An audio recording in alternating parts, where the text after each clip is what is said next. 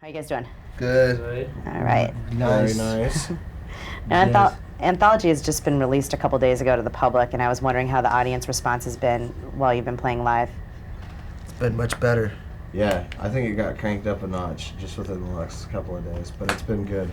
Like before, like the light would go out, people would be like, "Yeah!" It'd be like now it's like before the light goes off, we hear that, and we hear like, "And farm."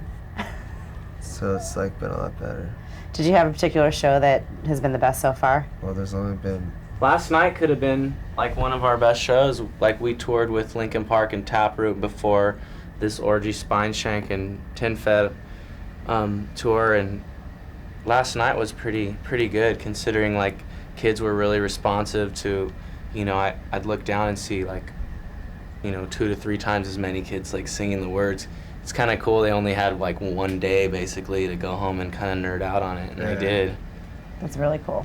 I think like Philly was pretty good. Like when we were with Taproot and Linkin Park, that was really fun. That was a great show. Pennsylvania's always been good. Yeah. We've only done 4 shows, 2 in Pittsburgh, 1 in Philly, and 1 at Penn State. But like, it's been nothing but great response every time we play there. And New York, and St. Louis, and Washington, D.C. Well, it's good everywhere, but those are the nights where you're just like, yeah, Yeah. It's that's all me. on. But They want overall, me. there hasn't really been a bad night. That's a lucky thing, I think. That's cool. Now your record is released on Papa Roach's New Noise label. How is it to be the first signing on a new label? Well, essentially the deal is kind of just a DreamWorks deal. The whole Papa Roach imprint kind of thing is just like a finder's deal, you know what I mean? They put their mark on because they kind of were the ones that brought us to the eyes of the proper people. But being the first band, it lets us know that we're number 1. Exactly. It's cool. We have to worry about 0 roster pretty much. Yeah. Well, how did you guys hook up with Papa Roach though in the first place? They hooked up with us. We brought them up as little children. We were like, hey, do you want to come play with us? And they were like, could we please? We were playing Spin the Bottle, and You made out with one of them? Dryden and Kobe got picked to kiss. So. I actually met Brett Baer at a mutual friend. Brett Baer is their manager, and I met him at a mutual friend's house, and he was talking about Papa Roach and stuff. And then I guess we'd all kind of met him too before we met the band, and you know, they were from Northern California, and we were from Southern, and decided to swap out shows because we both had like pretty good following in our surrounding areas. We kind of, once you kind of make your stamp on your town, I mean, that's kind of easy to do, and we kind of wanted to spread further, and so we'd swap shows to try and, you know, create a fan base elsewhere, and we became really good friends along the way, and it just worked out really nicely. Like we always, our music's really different, but our work ethic I think is really similar, and we respected that, and we just always talked about, you know, whoever gets signed, you know, first would gladly, you know, help the other one out,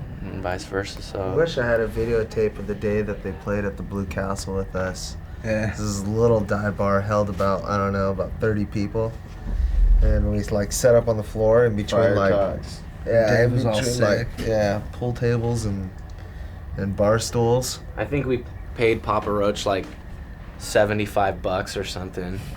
They got in a fight because they lost. They lost $30 at Dryden's house because they were staying there, and they lost $30 there, and they were asking if we found it, and Like frantically asking. And we're just all, man, like feeling all bad. Like, I hope they don't think that we got their $30 or whatever.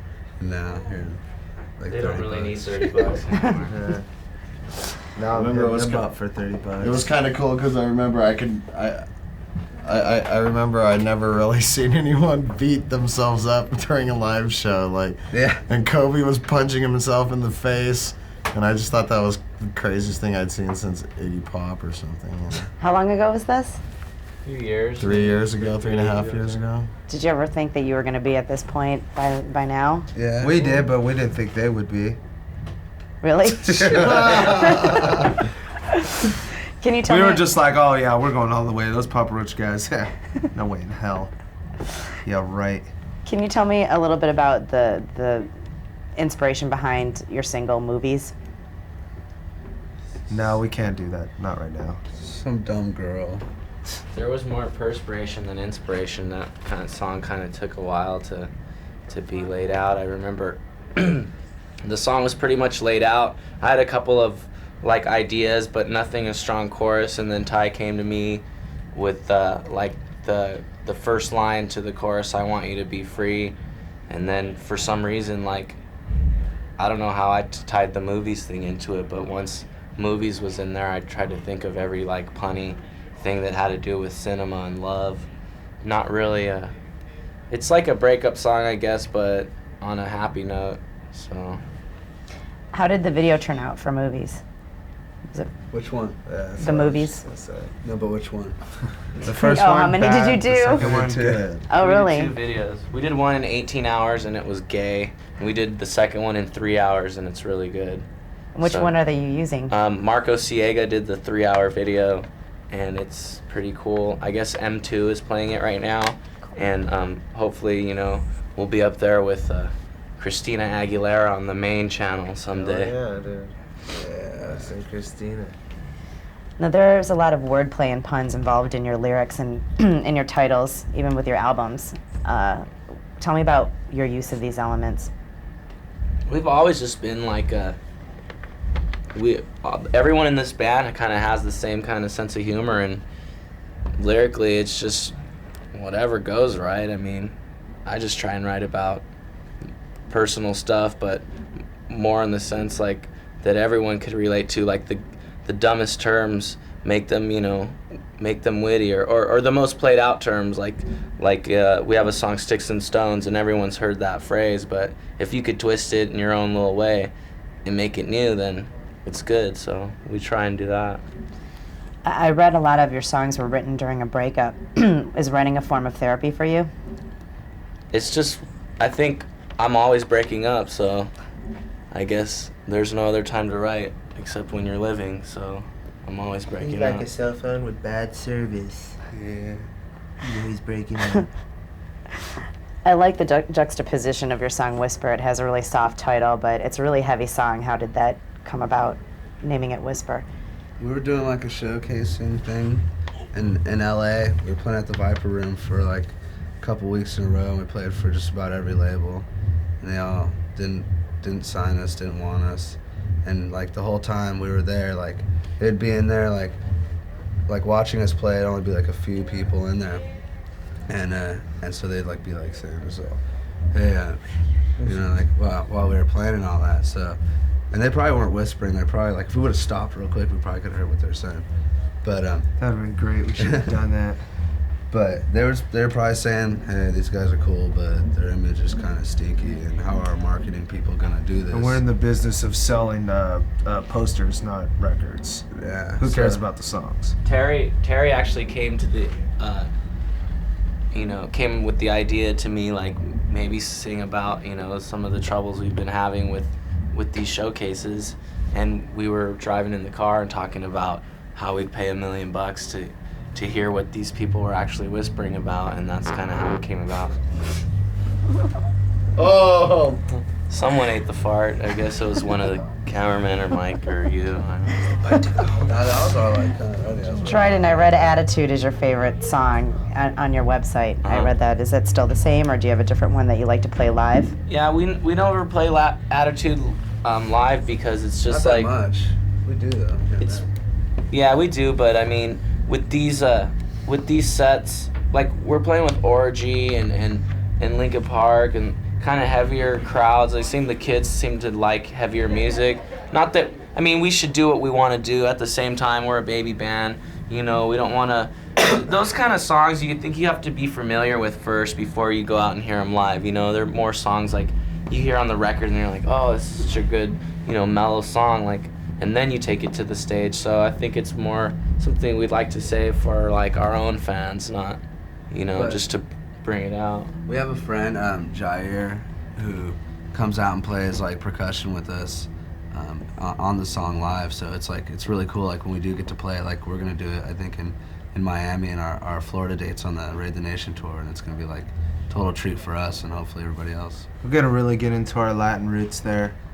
Yeah. We're all Latin boys. I hope all the moshers, you know, don't hate us because we play like a love song, but they'll probably dig it. We actually, being the love song that it is, we actually, the closing date of the Linkin Park Taproot Alien Ant Farm tour, we played it. It was the last song of our set, and like all of our new friends that we had made on the tour, like the Taproot band and crew and Linkin Park and their crew, all came up on stage, and like we were all having drinks and hugging and singing and stuff, and then it was like a big love fest. So it was kind of cool. So they were into that that particular song as well. Yeah, that it was kind of cool, and like the kids were like witnessing something kind of cool, you know, and they kind of knew it. But you know they're into all of our songs.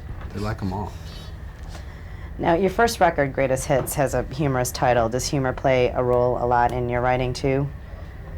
For sure. I mean, everything that's familiar, I think like what makes something funny is because you can relate to it, you know? Every good comedian is only funny because you think in your head, oh yeah, I've gone through that, you know, or I've had that happen to me before. It's not funny if you've never experienced it, so like even the subtle humor is usually like, oh, okay, I experienced that, you know? When we write the music, it's not funny though. Yeah. There's no joking around going on there. Well, what would you say is one of the most important things you've learned from when you did your first record to now?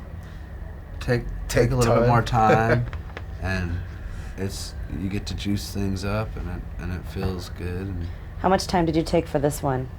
about, what was it, like a month and a half? And what'd you do with the first one? Like, 8 days. Yeah, Wow. It was ridiculous, and we were like That was for sleeping on the floor in mixing the and studio. for mastering and everything. 8 days.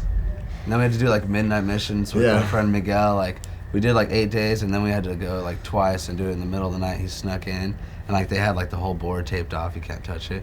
And he like marked down every setting, and then we went and mixed, and then put it all back. Yeah, he easily could have lost his prestigious job pulling the kind of favors he did for us. I think just having faith in the band. We've always had friends along the way that would, you know, help us out with the studio. We've been fortunate We're to. pretty much like studio time whores. Yeah, we've been sessions. and they've all been like really nice studios. We've always been pretty, you know, benefited in that way. Yeah. I like the story behind the band's name. Can you guys tell us the story on that, since not everybody will know? Yeah, Terry's grandfather, his last name is Ant Farm, and he's an No. illegal alien. He's an illegal alien from Italy, and so we used to call him Alien Ant Farm when we were kids and stuff. And kind of just thought we'd take it over to. It was to spelled the a name of little the band. differently though, but we just kind of made it more. No, seriously, come on. That's It was for Ant real. Farmilio originally, and then kind of, you know, like throughout time it shortened itself and became Alien Ant Farm. Okay. It's kind of a dedication to him. Now you It's just guys. the soul. It's like a tongue-in-cheek theory. Like we're just like kind of say if aliens put us on the earth, then we would be the ants, and they're like maybe watching us, or maybe they don't care about us, or something. But Watch put us on here and watch us build it up or break it down. You know what I mean? Like an ant farm. Like when you start an ant colony in an ant farm, you know they. But it's not to be so like serious and. I really thought. Ooh, scary. Ooh, really scary. aliens. Aliens. This And whole the time, I ant really farm. thought Terry's I'm grandfather scared. was Ant Farm. I'm scared, and everyone else should be too. Hey, but Kind of blows my mind. for all we know, like, the world could be on top of some alien teenager's dresser, and he could just be, you know, The world could come to an end. I don't even care. It's true. if he closes his underwear a little too hard, California's gonna fall off and into the ocean. Yeah. Could be the reason all the earthquakes happen, you mean? Yeah. There you That go. undie drawer sticks, and he's got like, Now you guys have toured through the U.S. and Alien Europe. Underground. You guys have been to the U.S. and Europe on your last tour. How do you rate the European audiences over the U.S. audiences? I think the European audiences like Super. take to you. They're very Like super. really quick. Like they're very enthusiastic, and I think that they're really appreciative of what you're doing. I mean, And- they'll boo you if they don't like you, but And they drink a lot more alcohol. so Really? it's easier And to they win like, them over. and they like pass. Yeah, you win them over, and they like do this crazy flailing dance, and then they pass out where they stand. Like they just fall on the ground and just sleep on the grass Rather all it's night. raining or whatever. Yeah, they'll just rain. sleep there. Nothing. People walking by, like stepping over them. Like they'll just like pull up, like they'll make a igloo out of like discarded beer cups. Yeah. I got another question for you guys. I like your version of Smooth Criminal. I'm just wondering why you chose to cover that. Because Michael Jackson's the king of pop. There you go. Plain and simple. So are you guys all fans of Michael Jackson's? Yes. Yes. Considering that, I know I saw that some of your influences were like the Beatles and Edie Brickell, Michael Jackson, Jeff Buckley. Is there one CD that you guys can all play on the bus and agree on listening to? There's a lot of CDs that we can list, but Pinkerton. yeah, like there's so many. You know, Erykah Christmas. Badu. Everyone likes Erykah Badu. Bad Brains. Refused. Yeah. You said that, huh, Ty? So you guys actually do all like Oh. the same kind of music. Yeah, we like plenty of stuff, but like separately, individually, and we like tons of stuff collectively. Cool. That's for shiz.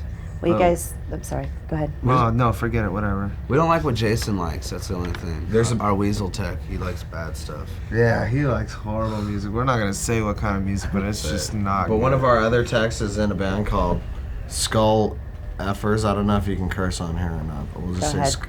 Skull the internet. Fuckers, and they're great. They're going to be a crazy. great one. Yeah, he I'm writes. sick of bullshit. Our merch guy writes songs about fucking John Benet Ramsey, and it really touches my heart when I go to sleep. It makes me want to. Gives me the chills. Well, you guys, thanks so much for taking the time to talk with us.